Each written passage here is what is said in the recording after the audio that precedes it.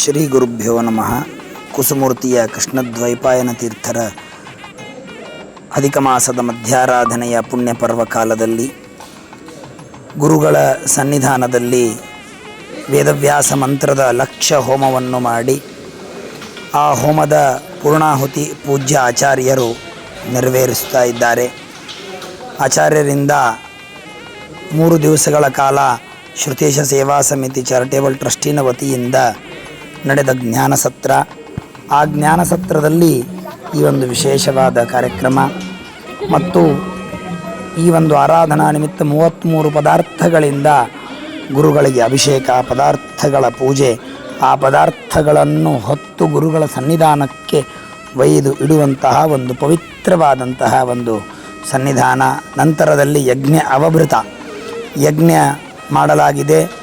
ಆ ಹೋಮದ ನೀರನ್ನು ತೆಗೆದುಕೊಂಡು ಬಂದು ಮತ್ತು ಪೌರ್ಣಿಮಾ ಆದ್ದರಿಂದ ಎಲ್ಲ ಸುಮಂಗಲಿಯರು ಸೇರಿ ಮರದ ಬಾಗಿಣವನ್ನು ಸಮರ್ಪಣೆ ಮಾಡಿ ಆಚಾರ್ಯರು ಔಭೃತವನ್ನು ಮಾಡಿಸ್ತಾ ಇದ್ದಾರೆ. ಯಜ್ಞಾವಭೃತ ವೇದವ್ಯಾಸದೇವರಿಂದ ಪ್ರತಿಮೆಯನ್ನು ತಲೆಯ ಮೇಲಿಟ್ಟುಕೊಂಡು ಔಭೃತವನ್ನು ಮಾಡಿಸಿ ರಾಮನಾಮ ಸ್ಮರಣೆಯನ್ನು ಮಾಡ್ತಾ ಇದ್ದಾರೆ.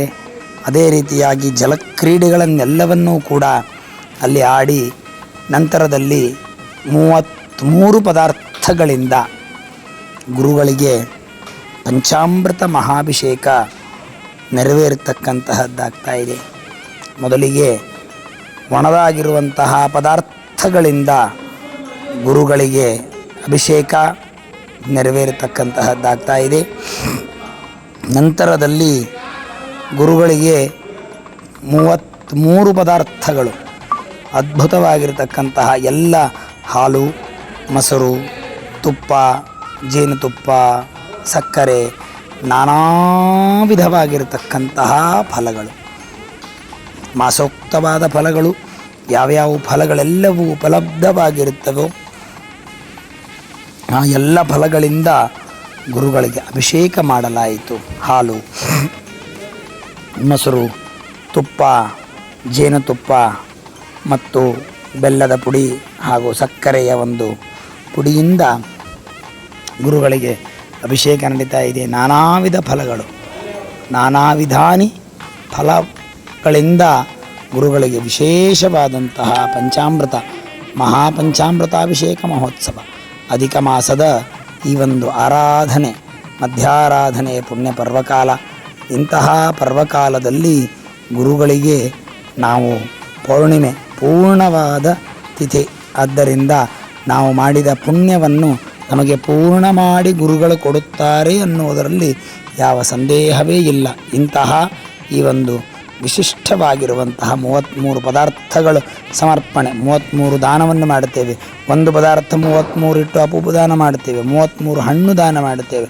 ಆದರೆ 33 ಪದಾರ್ಥಗಳಿಂದ ಗುರುಗಳಿಗೆ ಅಭಿಷೇಕ ಮಾಡಿ ಮತ್ತು ವಿಶೇಷವಾಗಿ ಗುರುಗಳ ಒಂದು ಬೃಂದಾವನಕ್ಕೆ ಪಂಚಾಮೃತವನ್ನು ನೆರವೇರಿಸುವಂತಹದ್ದು ಅತ್ಯಂತ ವೈಭವೋಪೇತವಾಗಿ ಮಹಾಮಂಗಳಾರತಿಯನ್ನು ನೆರವೇರಿಸಿ ಗುರುಗಳ ಸನ್ನಿಧಾನದಲ್ಲಿ ಯಾವ ಈ ಒಂದು ವಿಶೇಷವಾದ ಪಂಚಾಮೃತ ಕಾರ್ಯಕ್ರಮ ನೆರವೇರತಕ್ಕಂತಹದ್ದಾಗ್ತದೆ. ನಂತರದಲ್ಲಿ ಆಚಾರ್ಯರು 3 ದಿವಸಗಳ ಕಾಲ ಹೇಳಿದ ವೇದವ್ಯಾಸ ಗದ್ಯ ಹಾಗೂ ಪ್ರಾತಃ ಸಂಕಲ್ಪ ಗದ್ಯದ ಮಂಗಳ ಮಹೋತ್ಸವ ಅಧಿಕ ಮಾಸ ಆರಾಧನೆ ಹಾಗೂ ಜ್ಞಾನಸತ್ರದ ಪ್ರಯುಕ್ತ ಪ್ರವಚನ ಹಾಗೂ ಗುರುಪಾದ ಪೂಜೆ, ಮಾವ ಶ್ರೀಮಠದ ಪರಂಪರೆಯ ಗುರುಪಾದ ಪೂಜೆ ಆದ ಮೇಲೆ ಬ್ರಾಹ್ಮಣ ಪೂಜೆ ಮತ್ತು ಆಚಾರ್ಯರ ಪಾದ ಪೂಜೆ ನೆರವೇರತಕ್ಕಂತಹದ್ದಾಗ್ತಾ ಇದೆ.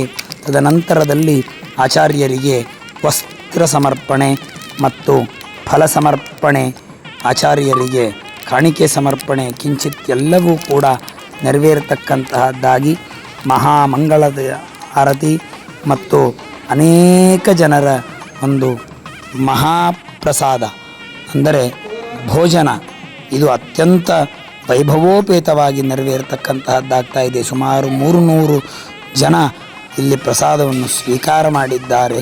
ಮಧ್ಯದಲ್ಲಿ ಭಗವಂತನ ನಾಮಸ್ಮರಣೆ ಮಾಡಿ ಈ ಒಂದು ಕಾರ್ಯಕ್ರಮವನ್ನು ಗುರುಗಳಿಗೆ ಆಚಾರ್ಯರು ಗುರುವಂತರ್ಯಾಮಿಯಾದ ಆ ರಾಮದೇವರಿಗೆ ಸಮರ್ಪಣೆ ಮಾಡ್ತಾ ಇದ್ದಾರೆ. ಇದೊಂದು ಸುಂದರವಾದ ತಂಡ ಶ್ರುತೀಶ ಸೇವಾ ಸಮಿತಿ ಚಾರಿಟೇಬಲ್ ಟ್ರಸ್ಟಿನ ವತಿಯಿಂದ ನಡೆದ ಈ ಒಂದು ಕಾರ್ಯಕ್ರಮ ಗುರುಗಳು